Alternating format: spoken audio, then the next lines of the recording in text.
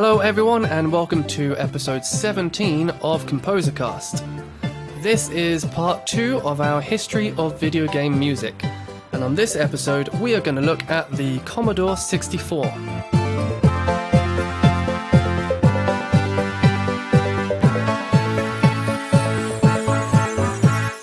So the Commodore was released in 1982. 5 years after the Atari exploded on the home console scene, the Commodore 64 was released. The C64 is hailed as being responsible for bringing a new technology to middle-class households by being affordable, mass-produced, and it was available in normal retail stores rather than just like geeky electronic shops. So basically anyone could go buy one. The Commodore is a bit different to the Atari we looked at last episode because it wasn't just a video game console, it was a fully functional home computer. And it had a powerful 1 megahertz processor. Ooh, one. Yeah, so it had a 1 megahertz processor, so for the time super powerful. It could display graphics at 320 by 200. So I think we're spoiled now. Everything's 1080. Our phones are at least 1080. You get 4K phones now. So this could do 320 by 200.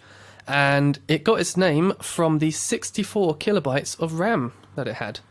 But that 64 kilobytes of RAM allowed it to run software, so you could get word processors on there, and you could play games as well. So let's move on to the sound of the system. So in the Commodore, we've got the SID chip, the SID chip, which simply stands for Sound Interface Device. And this allowed us to progress from the 2-channel TIA chip of the Atari to being able to write for 3 audio channels, and each channel had its own filter capabilities on it. So an interesting thing, there were 2 versions of the SID chip. You had the 6581 and you had the 8580. And I don't know if that's how you actually say them. You could say 6581, but 6581 sounds cool. So the 8580, that replaced the 6581 in 1987. But from the Googling I've done, all that research, nearly everyone prefers the older 6581. It sounded a lot clearer, and it had some clever little hacks that you could do with it to produce like a 4th channel of sound. So that was pretty cool. And to hear the stark difference between the 2 chips, check out this. So this is going to be an extract from a YouTube video, and it's called, if you want to go look it up, Difference between SID 6581R4 and SID 8580R5.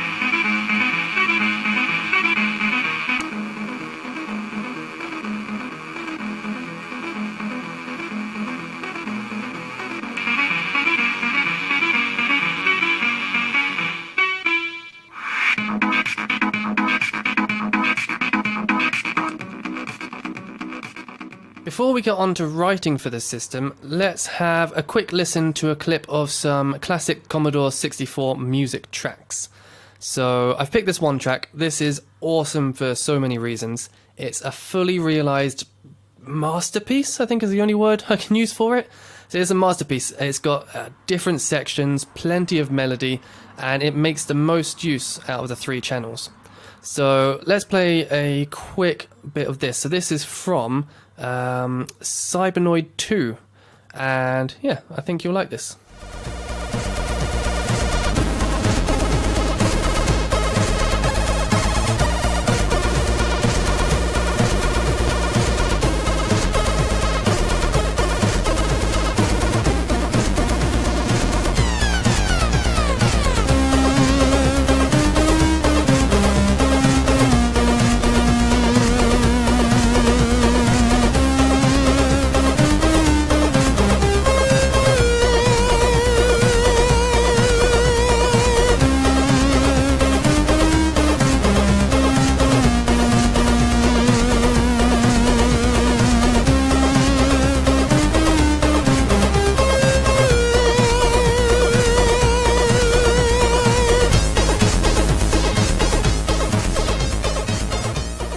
That was very cool. I hope you enjoyed that little clip.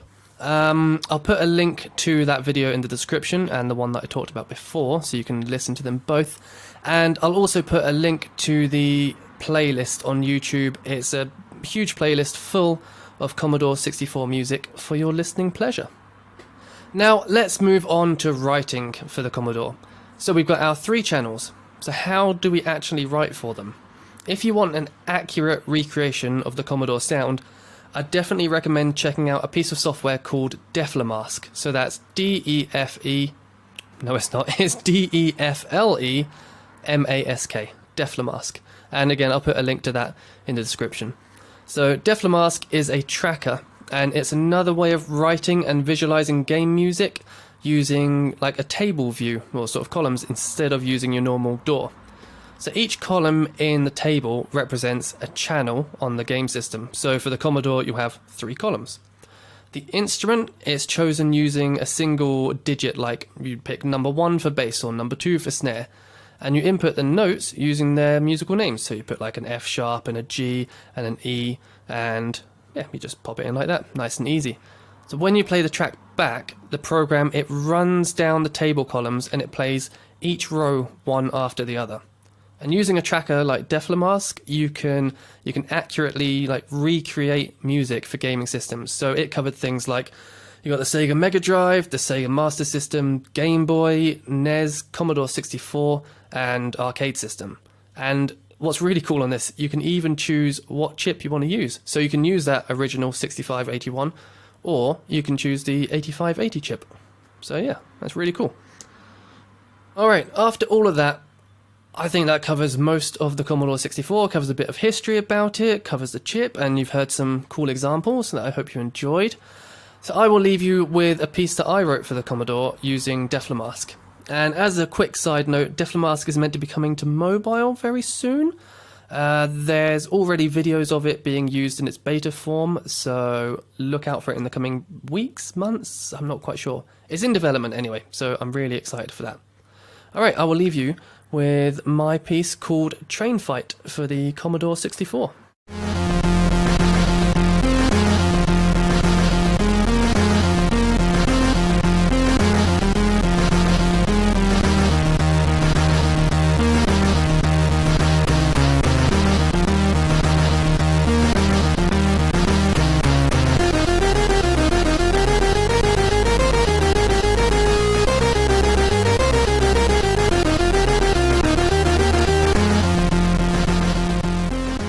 So thanks so much for listening to this episode of ComposerCast, and I'll be recording more in this series covering lots of different consoles, hopefully right up to the modern day. And as a quick note, this series is based on a great course by Stephen Mellin, and it's called Video Game Music, The Complete Composer's Guide. So I'll put a link to that in the description for sure. Follow me, connect with me on Instagram, Twitter, anywhere you like. Twitter's probably the best place. It's at Will Helliwell and then the number 1, because Will Helliwell is taken. Alright, I will see you on the next episode. Bye!